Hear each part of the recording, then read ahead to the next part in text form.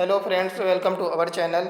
जैसा कि आपने थंबनेल में देखा होगा कि हम ईवीएस यानी पर्यावरण का सेशन लाने जा रहे हैं, जिसमें कक्षा 3, 4, 5 की आसपास की जो बुक है उसका बढ़िया से क्वेश्चन और उसके जो तो वन लाइनर के रूप में उनको कवर करेंगे।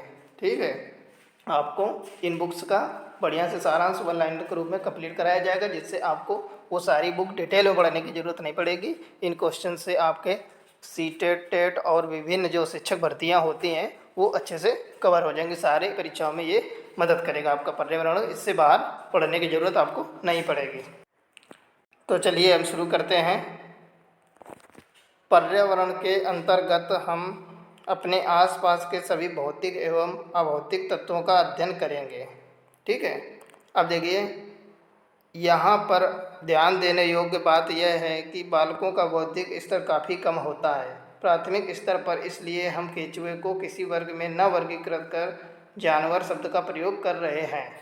ठीक है, के अब अगला देखिए, केंचुआ एक ऐसा जंतु प्राणी है जिसके पैर नहीं होते, वह रेंगता है। ओके, पंचतंत्र में खरगोश और कछुआ की कहानी का विस्तार पूर्वक वर्णन किया गया है। बच्चों को सृजनात्मक गतिविधियों जैसे उंगलियों, अंगूठों पर रंग लगाकर चित्र बनाना अच्छा लगता है। उन्हें अपनी इच्छा से अलग अलग तरह के डिजाइन बनाने के लिए प्रोत्साहित करें। चलिए, बच्चों को सदैव प्रोत्साहित करें कि वे जानवरों को ध्यान से देखें और अपने मन से चित्र बनाएं। समूह में चित्र बनाने से बच्चों को सहायता की आवश्यकता हो सकती है, इसका हमें ध्यान रखना चाहिए। आगे देखिए, जिक्सा एक चित्र पहेली है जिसमें चित्रों को विखंडित कर दी जाती हैं, उसे चित्र का रूप देने का प्रयास किया जाता है। इसका स्वरूप खेल के अनुसार बदलता रहता है, हमें इसका ध्यान रखना चाहिए। ये देखिए, जिक्सा भी आता है आपके क्वेश्चन पेपर में, आपको जिक्सा के भी क्वेश्चन आपको देखने को मिलेंगे। ठीक है, जिक्सा ऐसा बनाए जाए कि उसमें चुनौती हो, धीरे धीरे टुकड़े ना हो, सीधे सीधे टुकड़े ना हो, जिसे आसानी से ही जोड़े जा सकें, हमें ध्यान में रखना चाहिए। मतलब ये छोटे बच्चों के हिसाब से हमको मतलब बनाना चाहिए, जैसे छोटे बच्चे हैं उस हिसाब से जिक्सा हमको तैयार करना पड़ेगा। ओके, अब देखिए आगे क्या है। बच्चों से इस बात की जानकारी ली जा सकती है कि उसमें छुपम छुपाई, अंताक्षरी आदि खेलों को किसी प्रकार से जाना है। यह विभिन्न क्षेत्रों में विभिन्न नाम से प्रचलित एक खेल है, प्राचीन। देखिए फ्रेंड्स, आपको ना इस पूरी पीडीएफ आप अगर कवर कर लेते हैं तो इससे कम 30 में से आपके 25 क्वेश्चन तो कहीं नहीं गए, इससे बाहर कहीं नहीं जाएंगे। 25 क्वेश्चन हूबहू इससे मिलेंगे। ठीक है, तो इसलिए आपको ये पूरे वीडियो कवर करने हैं अच्छे से। चलिए आगे बढ़ते हैं। बच्चे खेल खेल में पेड़ पौधों में पाई जाने वाली विविधता को देखकर महसूस कर पाएंगे। अलग अलग बच्चे यदि पौधे को परी बनेंगे तो अच्छा होगा, क्योंकि वे खुद वर्गीकरण का आधार चुनेंगे। इससे उनमें विभिन्न सामाजिक पहलुओं का विकास होगा। ठीक है, आप प्रीवियस ईयर जो क्वेश्चंस हैं क्वेश्चन पेपर, उनसे मैच भी कर सकते हैं। इसके जब आप पढ़ने के बाद उसमें मैच भी कर सकते हैं, उसमें इस टाइप के क्वेश्चन पूछे गए हैं कि नहीं पूछे गए हैं, तो आपको खुद ही विश्वास हो जाएगा। चलिए आगे देखिए, बच्चों की को कविता अच्छा लगता है, उन्हें ज़बरदस्ती याद करने को नहीं कहा जाए। अच्छा होगा कि सभी बच्चे कक्षा में साथ साथ गाएं। आगे देखिए, पेड़ के पत्तों में काफ़ी ज़्यादा विविधता देखने को मिलती है। कोई लंबा, कोई छोटा, कोई भूरा, कोई हरा आदि तरह के वृक्ष लंबाई और वृद्धि पर निर्भर होते हैं। आगे देखिए, पत्ते कविता के लेखक जितेंद्र पाल सिसोदिया है। आपके उसमें लेखक भी पूछ लिए जाते हैं। ठीक है, जो बुक मतलब जिन्होंने जो बुक के चैप्टर्स है, जिसे पत्ते कविता जो लिखी है, तो विजेंद्र पाल सिसोदिया, इस तरीके के लेखकों के नाम भी आपको पूछे जा सकते हैं उसमें। चलिए आगे देखते हैं। आगे है आपका, आपको ध्यान देना होगा कि मशहूर कलाकार विष्णु चिंचालकर इंदौर मध्य प्रदेश ऐसे सूखे पत्तों से चित्र बनाने के लिए काफ़ी विख्यात हैं। देखिए, विष्णु चिंचालकर जो दिए गए तो ये पूछ लिया जाएगा कि ये किस स्टेट से रिलेटेड है, तो आपको ध्यान रखना होगा ये। चलिए इसमें आगे देखिए, हम भी कागज़ को पत्ते पर रख कर हल्के हाथ से कागज़ पर मोमी रंग या पेंसिल फेरेंगे तो चित्र बन जाएंगे। यहाँ पर ध्यान देना चाहिए कि पत्ते और कागज़ को हिलाना नहीं है, ठीक है। ये छोटे बच्चों के लिए बीच बीच में उसमें वर्ड बोले गए हैं उस बुक में, तो उसी बुक से ये वन लाइनर निकाल के आपको पढ़ाया जा रहा है। चलिए आगे देखते हैं। बच्चों को किसी एक पेड़ से रिश्ता बनाने के लिए प्रेरित करें, उसे पानी देना, उसकी देखभाल करना, उसको बारीकी से देखना आदि। इससे पर्यावरण के प्रति उनका लगाव भी बढ़ेगा। आगे देखिए। पानी कविता के रचयिता, पानी कविता के रचयिता कौन है आपके? श्री प्रसाद है। पानी रे पानी की कहानी का वर्णन किया गया है उसमें। चलिए आगे देखते हैं। हमें अपने इलाके में गाई और सुनाई जाने वाली पानी से जुड़ी कविताएं और गीत अब बच्चे कक्षा में गाएं। इससे अपने समुदाय के ज्ञान और कला के प्रति उनका लगाव बढ़ेगा, ठीक है। आगे देखिए।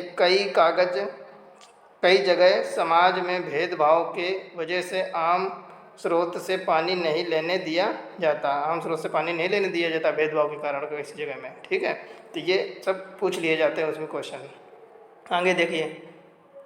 छुटकी चकराई का संबंध शब्द को चयन कर सार्थक शब्द बनाने से है, ठीक है। यह ध्यान में रखने योग्य बात है। इससे भी क्वेश्चन पूछ लेता है छुटकी चकराई का संबंध किससे है, ठीक है, सार्थक शब्द बनाने से। चलिए आगे देखिए।